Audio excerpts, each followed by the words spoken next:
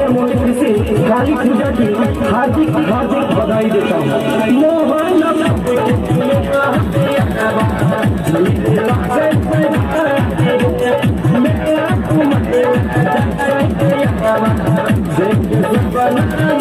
मेला में आए हुए तमाम भक्तजनों से अनुरोध है अपने बच्चों के हाथ पकड़ कर रखें, साथ ही पॉकेट मारों के साथ